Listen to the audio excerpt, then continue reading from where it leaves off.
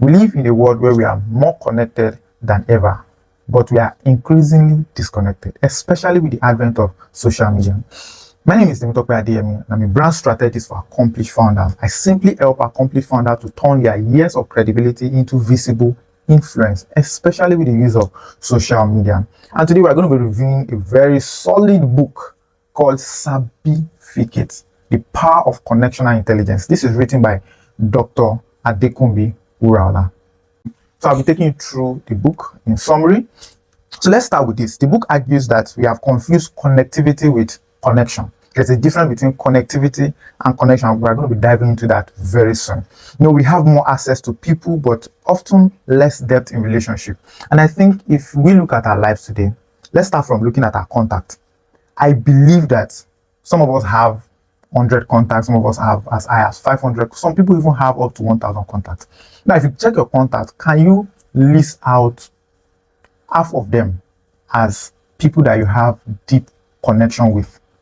I'm sure most of us will not be able to do that. Maybe some of us only have about 5 people that you can call at random and say, I need so help.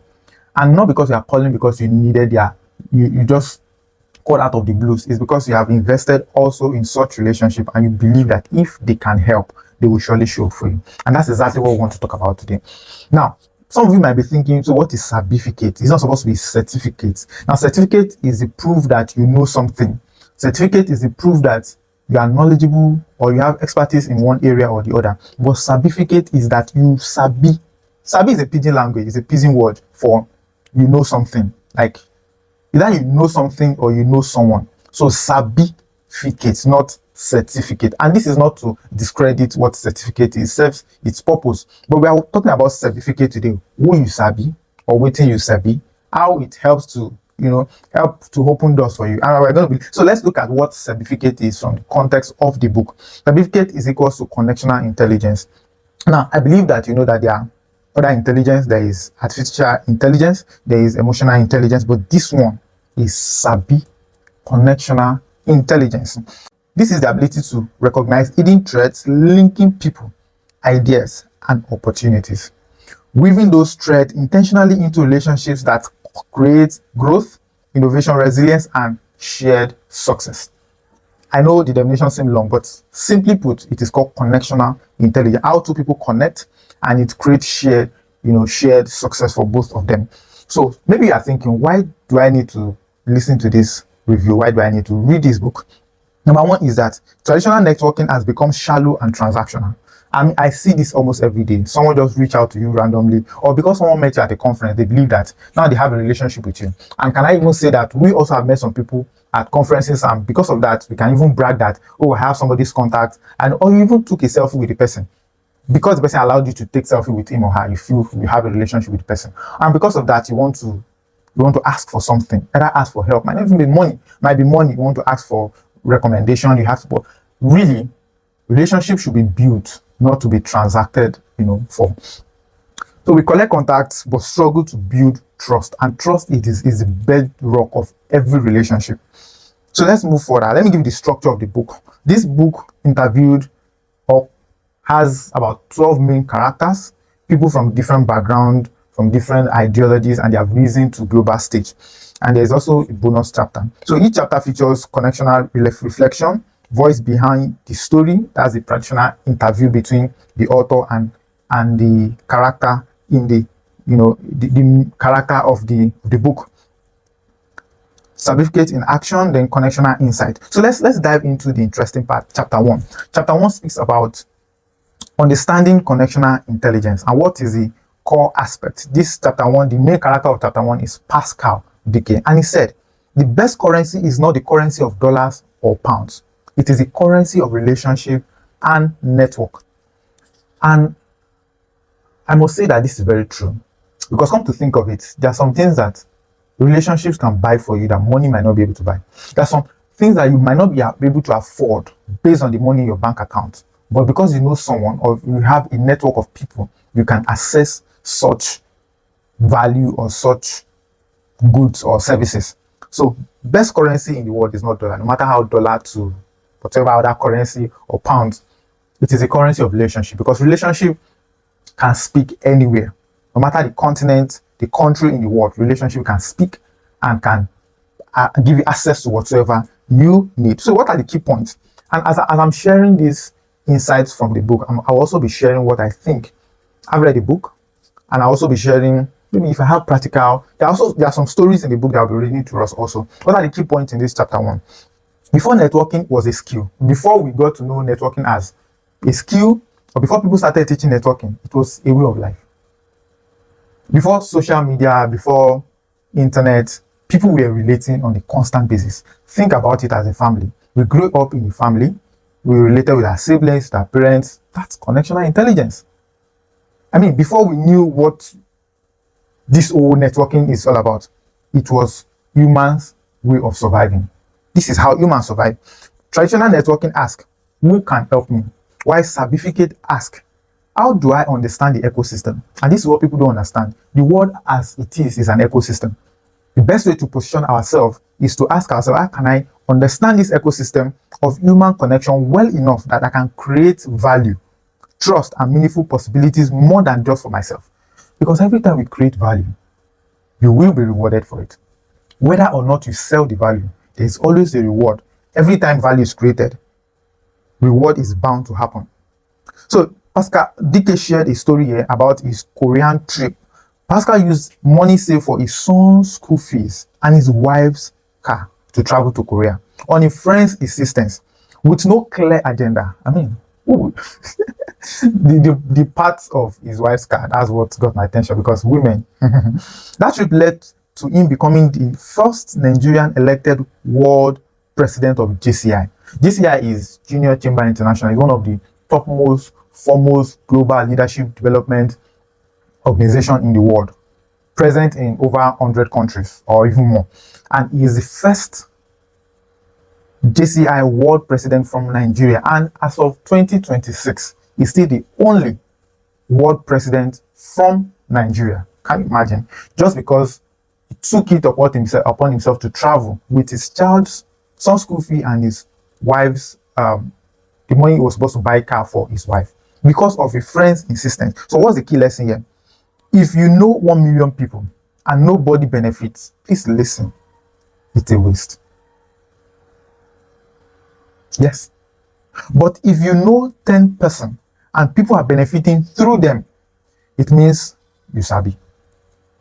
I think that explains what Sabificate is. That's chapter 1. Let's move into chapter 2. Mapping your current network. This is by Rhoda Odigbo. The idea is that relationships are everything. They didn't just help me rise, they helped me endure. This is Rhoda Odigbo. What are the key points in her own chapter? She said, most people think of network as a list. Names in phone, LinkedIn contact, Instagram followers. Sabificate asks us to see a living map of trust, memory, influence, reciprocity. He said the map is not a verdict, it is a starting point. So when some people think that when you talk about network, when you talk about relationships, you think of the number of contacts you have or the number of LinkedIn. No, it's not that. It's a starting point. When you have a network, you have initiated a journey for yourself. And she also shared a story. She said her foundation, she said she watched her mother, widowed at 25 with 4 children under 5. Wow. Survived and raised 4 of them. Said largely because people showed up for them. That's very key. So before chasing new connection, ask who is already on my map. You know, she said that network is a beginning of a journey. She said it is a map. Now, before you start looking for who else to connect with, and that's what people do. When you go for a conference, you are thinking of, how do I connect with this person? How do I get this person in contact? But she's saying that before making the next connection, pause. Ask yourself, who do I have in my map already?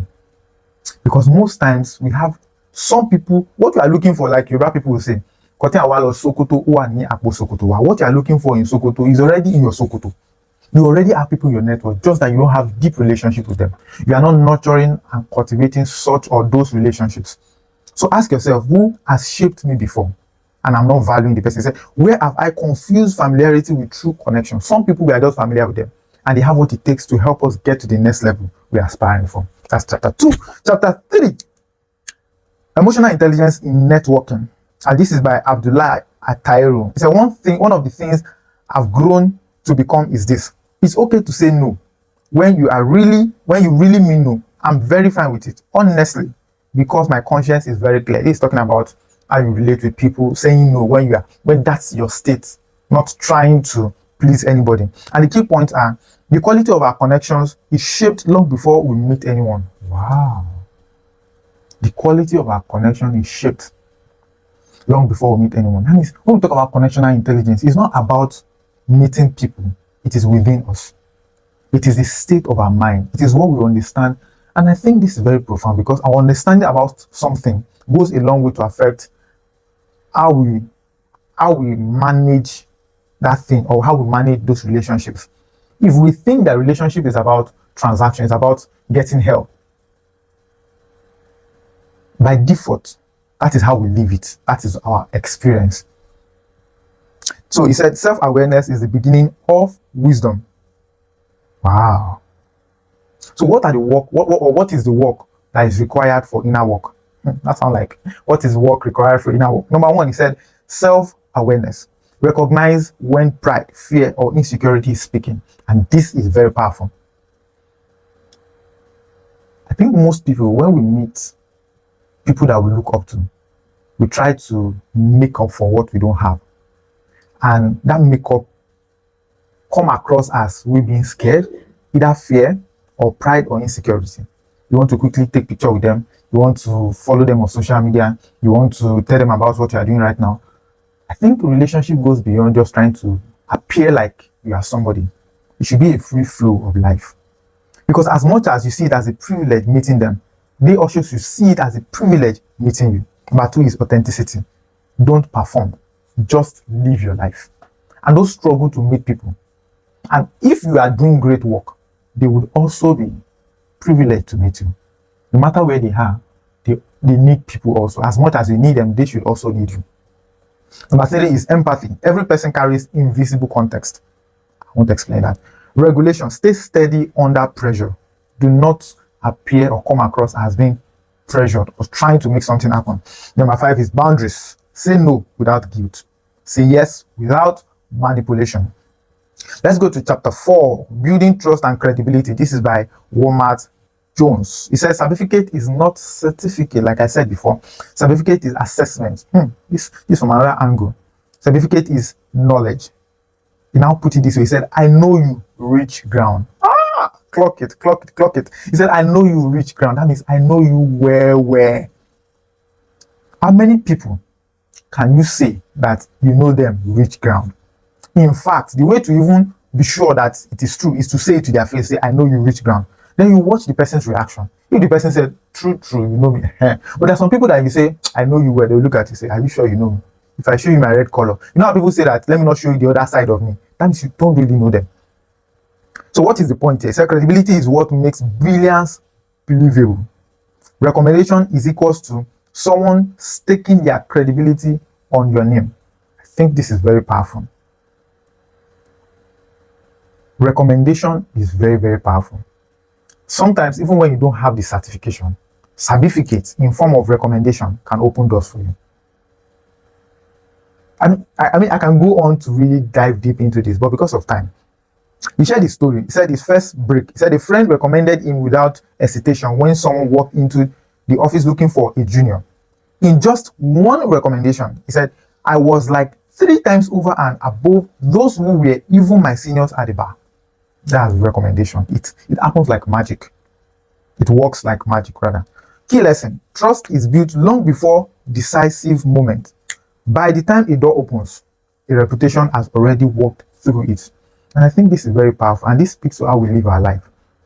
Like I always say, as a brand strategist, whether or not you are aware, you are creating your personal brand. And people are already writing your story for you if you are not telling your own story by yourself. Because they have a perception about you. The way you walk, the way you speak, the way you address people. Some people, we are too casual, that we take every moment as casual. I'm not saying we should be serious all through, but let's understand that as we are living our life, we are creating a brand for ourselves, and people are taking or having perception about us.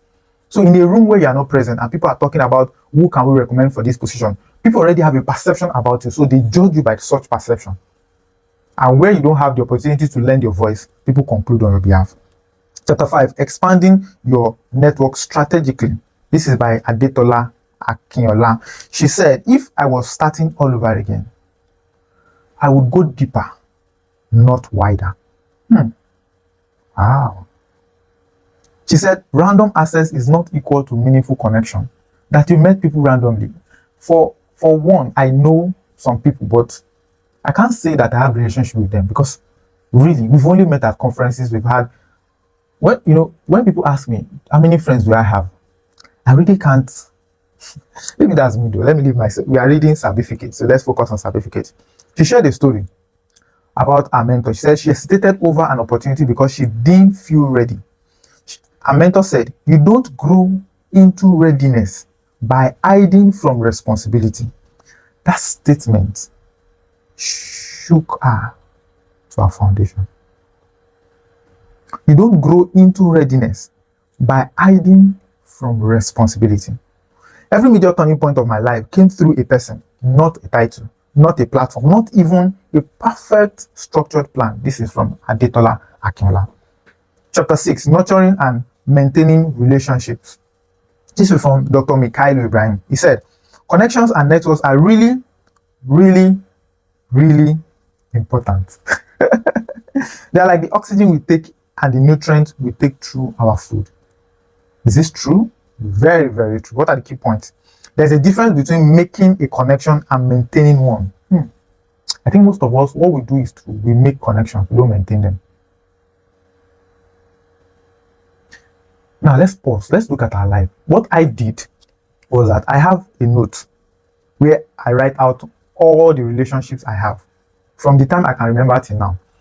And every now and then I go back to the list. I cancel out some and I add some. Then I also, at the top of the note, I wrote out most valued relationships. That is those people that mean so much to me. I write their name out. Then I also write out my mentees, listed their name, my mentor, listed their name, and the aspects they are mentoring me on. Sometimes I go to, if I see that mentor is not looking like a mentor, I can remove the mentor. So I have a list. Out of all the contact I have, maybe I just have a list of about 20 people. I can see that, okay, these are people, and I know many more people than that. Then, I just feel that not everybody, I don't have everybody as my relationship. There's some certain people that I know that I hold allegiance, I hold respect, I hold, I think people should also do that. So go to your contact and list out the people that you think you have a relationship with and start nurturing and maintaining such relationship. And I must say that every relationship has a price. So before looking for a relation, know the price. Know the price. The price. Relationships are not self-sustaining. They need tending. Let's go to chapter 7. Leveraging digital tools and social media. This is by Kolawole Osinowo. He said, sometimes destiny wears the face of relationship. Wow. We pray for destiny helpers and we are hoping that they just drop from heaven. Or they just come at one key aspect of our life and just fix things. No, it doesn't happen that way. Your destiny helper might be your childhood friend. Your destiny helper might be your colleague at work that you have been ignoring. Your destiny helper does not have to have the millions to help you. They might just recommend you for a position. They might just give you an opportunity. They might just take you to a conference that will change your life or open your eyes to see the world in a better way. So destiny wears the face of relationship. What are the key points here? He said, today, you arrive before you arrive. Clock it. How do you do that? You do that through digital profile, through your social media footprint. As a brand strategist, I know how important social media is. I know how important what you post and the comment you make on social media, because they are always there. People can go back as far as 10 years ago and bring out what you said. No, it's happening. We see it's almost everywhere in politics. Visibility is not the same thing as credibility. Reach is not the same thing as relationship. Attention is not the same thing as trust. However, after getting credibility, relationship, and trust, we need to now build those things. We need to ensure that our credibility translates to visibility. Our relationship translates to reach. Our trust gets attention. We need to now do a reverse engineering.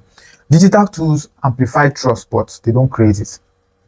So what do you need to do? Your profile should be a narrative space. You have to set boundaries. Digital tools are servants, they are not your masters.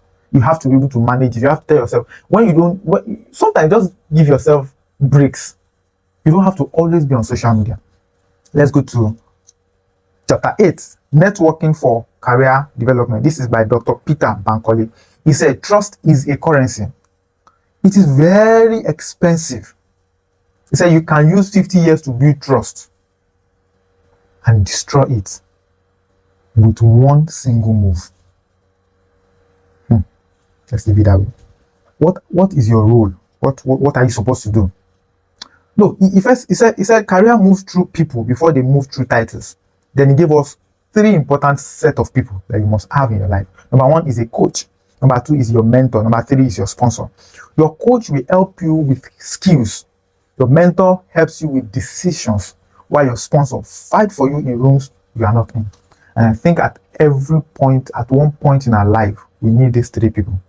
At every stage, you need these 3 people. What are the key lessons? What is the key lesson? He said, I believe all relationships that we have built, usually, would say 90% of it were through referrals from those who have worked with us. This is Dr. Peter Bankole speaking. So when you meet somebody, even if I connect with you, I don't want to transact with you. This is his own opinion. He said his first default state is to get to know the person. I think that's very important. Chapter 9, innovating through collaborative networks. This is by Oluwatoyin Bakari. She said, we don't sell fabrics, we sell relationships. Let it sink. As fashion designers, what do you sell? Seller. She said, shared value is equal to allowing multiple people to rise. This is very, very important. Giving room for people to rise is very powerful. What collaboration requires? Number 1 is trust. We have mentioned trust, empathy, generosity, resilience. I need to explain all those. Relationships are not just support system. They are one of our strongest business assets. So when we do business with people, let's do it from a lens of building relationship with them, not transactions. Chapter 10, overcoming networking challenges. This is by Osai. She said relationships that stuck, the ones that open real doors, were the ones built slowly with no scoreboard inside. Sometimes, I was with someone and she was telling me, she said there are some relationships she has been building for the last 10 years. She has never asked for one thing from them. Can you do that? Build a relationship for years, not in hope that you will later ask for something. Just build it, maintain it, manage it. Because one day, you might not even need to ask, the person will show up for you. And if the person never showed up, you will not have any issue. You will not have any regret or have hatred or something because you never built it for. You are just living your life. Let it flow from you like that. Okay, let's move to chapter 11 because of time. Ethics and authenticity in networking. This is by Babatunde John Ogala. He said the biggest collateral any human should have is his honor and integrity. Your word should be your bond. A good name is enduring capital. The Holy Book says that a good name is more valuable than gold or silver. It's ethical networking principles. I think I should read this to you. Examine your motive. Why am I reaching out? Let's be clear. What do I want from this person? 2, hold self-interest and service in wise proportion. Self-interest, be moderate. Service, some people, it's good to serve, but don't overserve. Don't serve your value away. And I'm saying this because, someone told me something. She said, when she goes to see her mentor, she does not go and wash her plates. There are some things that she does, but washing plates is not part of what she does. She has reasons for that. Because sometimes you now wash away. There are some people you think you are looking up to, then you now drag yourself in the mud just because you want to reduce yourself. No, it's not done that way. Serve with honor. Reciprocity is relational rhythm, not crude ledger. In power imbalance, exercise restraint. So your reputation is shaped in imbalanced moments. Let's see that. Let's go to chapter 12 because of time. Measuring and maximizing network value. This is by Pastor Modupe Oyekunle. She said, The key word in connectional intelligence is conversion. This is thick. He said, how do you convert the people you know? You know, we talked about connectional intelligence, who you sabi and waiting you sabi, how you can convert it to shared success. She pointed out, she gave us some points. She said, not everything that grows in number grows in value.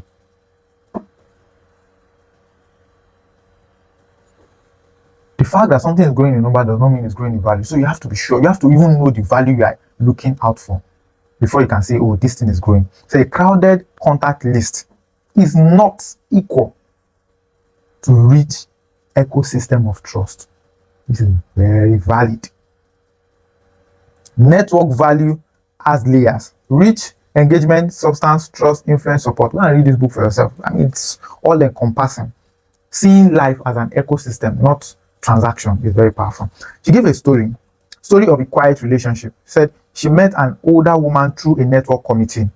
It didn't make sense. This woman was quiet, observant, supportive. She said slowly relationship deepened. I remember the story. She even said that she didn't take the woman serious. She just felt, who is this woman that is just low key? You're not really contributing, but the woman was watching. The woman introduced Modupe's husband to her own husband. Now, her own husband now opened door to significant projects. And all the husband said was, my wife, the husband of this woman, said to Modupe's husband that my wife loves your wife. Child.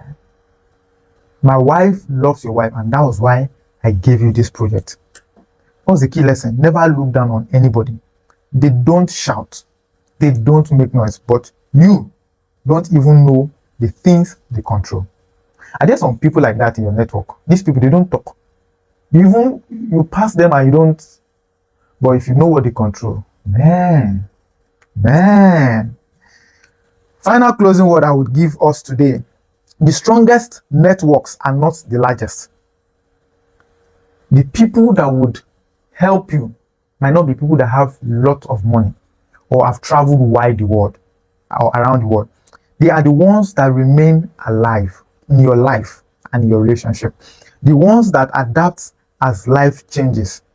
The ones that create space for others to rise. This is very, very powerful. There are some people that when you're around them, they don't want you to shine at all. Why there are some people that every opportunity they help you, the way they even introduce you, they don't introduce you as someone that is trying to look for something around them. They introduce you as their friend. They introduce you as someone that has been a blessing to them. They make people see you in a better light. They are the ones that outlive immediate ambitions and become legacy in people. So friends, I want you to get this book and read for yourself. If you need a copy, comment Sabificate and I will help you or get it across to you. Wherever you are in the world. We had a launch in London, we had another launch in Abuja, then the first launch was in Lagos. We've done 3 locations already. Sabificate, Connectional Intelligence. My name is Sabificate Adeyemi. I'm a brand strategist for accomplished founders. I was part of the team that helped put this book together. And the author is Dr. Adekunle Wurala. Get your own copy. Let's have conversation around Sabificate. See you next time. Please don't forget to subscribe and tap the notification button. See you. Bye.